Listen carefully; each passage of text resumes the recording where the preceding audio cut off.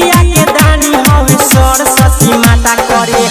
पूजा पाठ मिल के समस्त ग्रामवासी करे पूजा पाठ मिल के समस्त ग्रामवासी विद्यादानी हो विद्यादानी हो विद्यादानी हो हंस पर सवार बहाली विद्यादानी हो हंस पर सवार बहाली विद्यादानी हो हंस पर सवार बहाली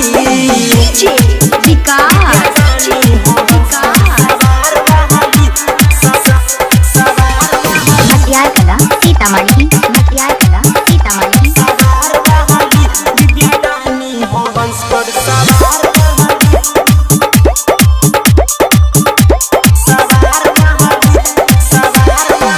सबके दिल में बसे है मैया शारदा भवानी देवलोक से देखे माई कमलया हसनी सबके दिल में बसे है मैया शारदा भवानी देवलोक से देखे माई कमलया हसनी नारियल से चढ़ावे पूजा करे वाली नारियल से चढ़ावे पूजा करे वाली विद्यादानी हो विद्यादानी हो विद्यादानी हो हंस पर सवार वाली विद्यादानी हो हंस पर सवार वाली विद्यादानी हो हंस पर सवार वाली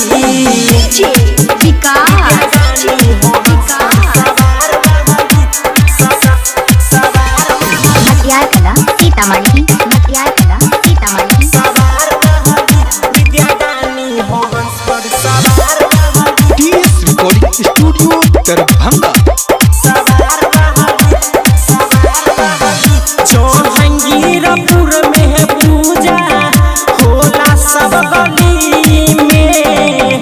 मूर्ति भसान होई सिंहबारा नदी में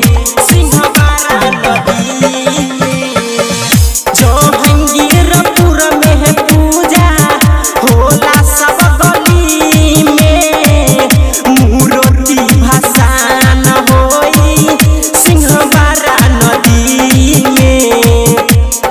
आशिक इंद्रजीत लाई पूजा के थाली आशिक इंद्रजीत लाई पूजा के थाली विद्यादानी हो विद्यादानी हो विद्यादानी हो हंस पर सवार बहाली विद्यादानी हो हंस पर सवार बहाली विद्यादानी हो हंस पर सवार बहाली